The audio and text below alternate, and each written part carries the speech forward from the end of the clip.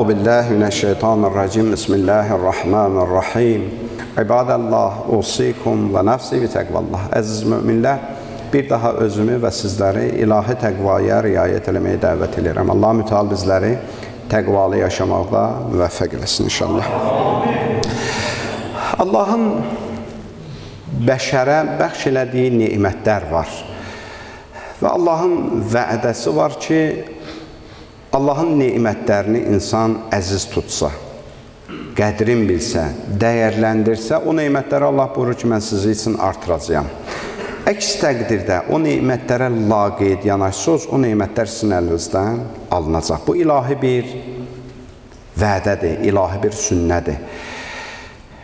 Allahın çoxlu nemətləri var.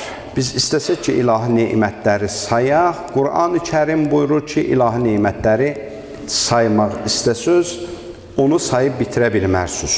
Onun qədəri, sonu yoxdur. Lakin ilahi nemətlərin böyükləri var və kiçikləri var. Və qiyamətin günündə də Allahın hesab kitabı yalnız və yalnız böyük nemətlərin barəsində olacaq. Bir şəxs gəlmişdi imamın yanına, imam xəbər aldı, dedi ki, Allahın nemətlərinin hesab kitabı olunacaq. Bu ayəni necə başa düşürsən? Allah nəyi hesab kitaba çəkəcək? Burada ki, Allah bizə hər nə veribsə, hesab kitabını çəkər. Burada ki, sən Allah barəsində düşüncün, zənnün, yəni bu qədər aşağıdır. Bəzi insanlar var, Allah qəbul eləsələr də, Allah barəsindəki düşüncələri çox yanlışdır. Görürsən, Allahı qəbul eləyir, sən təvəssül eləyəndə deyir ki, Allahı şərik qərar qoşursan. Olmaz. Allahla bərabər tuta bilmərsən. Bunun Allah barəsindəki düşüncəsi o qədər bəsitdir, aşağıdır ki, bu kimdənsə kömək istəməyi elə bilir ki, elə Allaha tay tutmaqdır. Bunlar fərqli bir məsələlərdir. Allah əzəmətlidir və hər kəsdən, hər şeydən ki, biz kömək istəyirik, onlar da müstəqil bilmirik ki, bilirik ki, onlar Allah tərəfindən bizə o şeyi kömək edə biləcək insanlardır. İstər bu həkim olsun, istər bu usta olsun, bənna olsun, istər də Allah hüccətləri olsun. Allah hüccətləri bizim həyatımızda çox mühüm rolları və təsirləri var. İnsanlar mütləq zəhməti özləri çəkməlidir, amma təvəssül məsələsi ki, özü bir ayrı mövzudur barəsində, inşallah qismət olar, bir daha danışarıq. Mütləq ilahi hüccətlərdən bir güc qüvvət almalıdır. Məsələn, evlad tərbiyə eləyirsən. İslam əxlaqı necə tapşırıb evlad tərbiyəsini? Sən o evlad tərbiyəsini o meyarlar çərçivəsində yerinə yetir. Amma çön xəlvətdə deyilən ki, məsumlardan birinə, ya İmam Rıza, mən evladımı sənə əmanət verdim. İmam Rıza'nın sənin arasında qalsın məsələdir. Mən bunu sənə əmanət verdim. Bunu düz başa düşməyənlər şəkkə düşür. Məsələ burada çox bəsitdir. Yəni, mən özümü belə də bir bacarıqlı varlıq bilmirəm, Allah. Dediklərimi yerinə yetirirəm, amma başa düşürəm ki, mən bu şeyi tam kamal yerinə yetirəməyəcəm. Bunu verdim, tapşırdım sənin bir məsumuva. Sən müğayət ol bundan. Mən öz işlərimi görəcəm, müğayət olmaq səninləndir. Tarixdə o qədər misallar, nümunələr var bunun barəsində. Bir nəfər xətib alimlərdən biridir, mən mənbərdə idi, İmam Rıza əleyhissalamın kəramətləri barəsində danışırdım, tarixdə baş vermiş kəramətləri. Deyir, düşdüm mənbərdən, bir şəxs gəldi, yaxınlaşdı mənə.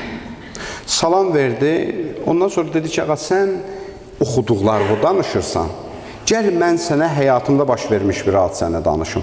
Da nəqillərlə yox, birbaşa öz həyatımda mən bu şeyi müşahidə eləmişəm. Deyir, mən danışdı o şəxs mənə, dedi ki, mən bir tacir idim, ticarətim iflasa uğradı. Böyük bir ticarətim var idi, bəzi hallarda olur da, bu cür hallar olur, görürsən, insan işini də düzgün aparıbsa da, belə qurubsa da və yaxud hansısa bir səhvlərə yol veribsə də, görürsən, ticarəti əlindən çıxdı, hər şey əlindən getdi. Bu adamın hər neyi var idi əlindən getdi, müflis oldum, deyir. Gördüm ki, vəziyyətim çox çətindir və kömək eləyənim də yoxdur. Düşündüm ki, gedim İmam Rıza əleyhissalama bir təvəssül edeyim. Heç nəyim də yoxdur axı, heç getməyə, əlimdə bir şey də yoxdur. Deyir, yoldaşımdan xahiş elədim ki, qohumlarından bir miqdar mənim üçün bir kömək alsın. O qədər ki, yol puluma və yeməyimə çatacaq. Bir neçə günlük gedim, mən İmam Rıza əleyhissalamı ziyarət edeyim, dərdimi danışım, qaydım, gəlim. Deyir, aldım bir miqdar borc pul, gəldim, deyir, Məşhədə. İmam Rıza əleyhissalamın hərəminə daxil oldum, dərdimi danışıram İmam Rızaya ki, bilirsən, mən böyük bir tacir idim, əlimdən hər şey gedib, indi müflis olmuşam. Bunları deyir, danışdım özümdə ki, bir içərim boşalsın. Çıxdım, deyir, hərəmdən acımışdım. Fikirləşdim ki, biraz yola ki, xərcləmişəm, biraz da cibimdə pul qalıb, gedim ondan bir şey alım, yiyim. Əlimi saldım cibimə, gördüm ki, qalan pulu da itirmişəm. Özlüyümdə dedim, ağa İmam Rıza, mən gəlmişdim, dərdimi sənə danışım. 500 manat borc almışam, onları da itirmişəm mən. Lab dərdə düşdüm ki, mən. Burada tanıyan adam da yoxdur məni, heç kimi də tanımıram, mən kimdən borc ala bilərəm burada. Çox çarəsiz durumdayam. Deyir, birdən əlimi cibimə salanda gördüm, bir qəpik var cibimdə. O zamanlarda var idi, görmüşdünüz o telefonlar ki var idi, qəpiyi atırdın, danışırdın. Deyir, çarəm hər yerdən kəsilib. Onlardan ancaq o şəhər daxili olur da, beynəlxalq çıxışı olmur onlarında. Deyir, gəldim, təvəssül elədim Həzrət İmam Rıza əleyhissalama. Dedim, bu qəpiyi, sonuncu qəpiyi atıram bu telefona. Ağlıma gələn bir dənə nömrəni yığacağım. Kimə düşər, düşər. Və dərdimi o adama deyəcəyəm. Deyir, mən yığdım, düşdü də deyir, eləsən ki, düz bir nömrə yığmışam. Telefona kimsə cavab verdi o tərəfdən, soruşdu kimsən. Dedim ki, mən bir İmam Rızanın qonağıyam. Başıma gələnləri danışdım ona. Dedim, çətin durumdayam. Belə bir halda bilmədiyim bir nömrəni yığmışam, sizə düşdüm. Dedi, haradasan, yerini de və oradan tərpənmə. Deyir, mən yerimi onlara izah elədim. Biraz keçdi, gördüm, bir bahalı maşın gəldi, durdu yanımda. Bir cavan oğlan düşdü. Hiss elədim ki, o telefonda danışdığım adam deyil. O biraz yaşlı adam idi. Səsindən bilinirdi. Məni mindirdilər maşına, apardılar, götürdülər. Gördüm, bir böyük də bir imarətdir, imkanlı bir adamın evidir. Daxil olduq. Deyir, bu adam gəldi, qarşıladı məni, görüşdü mənlə. Gözəl bir süfrə açıblar mən üçün. Oturduq, çörək yedik. Mən də acam elə qarnımın doymağını istəyirəm. Qutarandan sonra deyir, çıxartdı cibindən bir çek, soruşdu ki, sən bu iflasda nə qədər zərər eləmişsən, nə qədər borclar yaranıb sənin üçün, nə qədər borcun var? Böyük bir məbləğ idi, dedim bu qədər. Yazdı, imzaladı, çeki verdi mənə, dedi, qaydandan sonra borclarımı qaytararsan. İkinci bir çek çıxartdı. Orada bir məbləğ yazdı, onu da imzaladı. Dedi, birinci çek ki, o pul verdim sənə, o bitdi. Onun söhbəti yoxdur da. O sənə qaytarlasaq məbləğ deyil, get borcları ver. Bu ikinci rəqəm ki, yazdım bura, bu pulu get çıxart, təzədən ticarət qur özün üçün. Əgər əlin yaxşı gətirsə, ürəyin istəsə gətirib borcumu qaytararsan, istəməsə heç onu da qaytarma. Fikirləşdim ki, bu cür təsadüf mümkün deyil olsun. Dedim, axı, nə məsələdir bu? Sən məni tanımırsan, bu boyda iş görürsən. Dedim, mən özüm çox böyük imkanlı bir tacirəm, çox böyük mənim imkanlarım var. Oğlum xəstələnmişdi, çarəsi burada olmadı, apardıq Londona. Orada deyir, həkimlər bunu analiz elədilər. 2 dəfə cavablar çox pis çıxdı. Çox ağır cavablar çıxdı. Artıq 3-cü səfərdir, deyir, uşağın sonuncu dəfə analizin vermişik ki, ya cavablar yaxşı çıxsa bunu əməliyyata salacaqlar, olmasa da əli hər yerdən üzülüb qayıtmalıyam, ölümünü gözləməliyəm. Aman zamanda bir oğlum var, o səni ki gətirdi ya maşından, oğlum odur. Deyir, 3-cü səfər analizləri verəndə bir İngilis deyir, heç müsəlman deyil, gəldi, o orada medsestra deyirik də, tibb bacısı, qayıtdı mənə ki, dua bilmirsən, bir dua elə də, müsəlman deyil. Dedi, bir dua elə də, deyir, elə bir yuxudan ayıldım.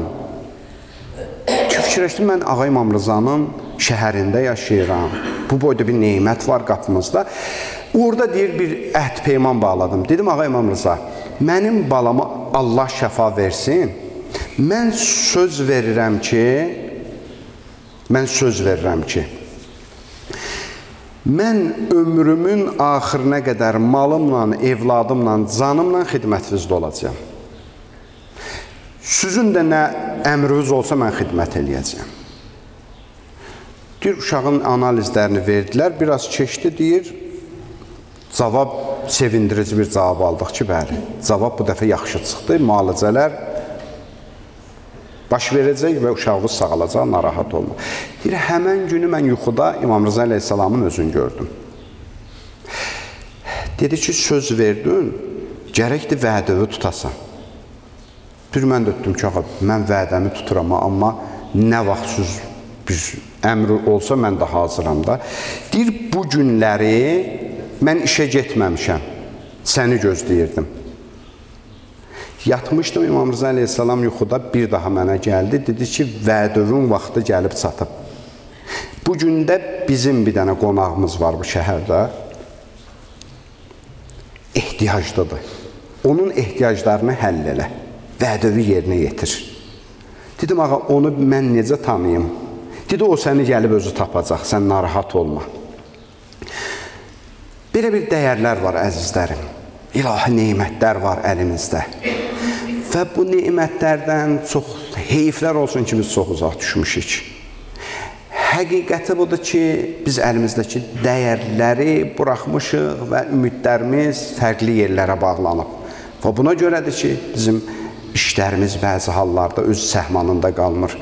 Və xüsusi bu məsələdən də bu ibrəti gərək alaq ki, imamlara verdiyimiz vədləri də tutaq. Bəzi hallarda görsən bir nəzirlər eləyirik, bir vədlər veririk, işlərimiz səhmana düşür, xam xəyallara düşürük.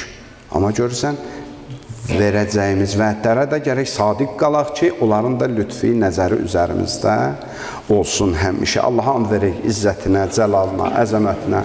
Allah mütəal İmam Rıza əleyhissalamın dünyadakı ziyarətin, üqbadakı şəfaətindən bizləri binəsib etməsin inşallah.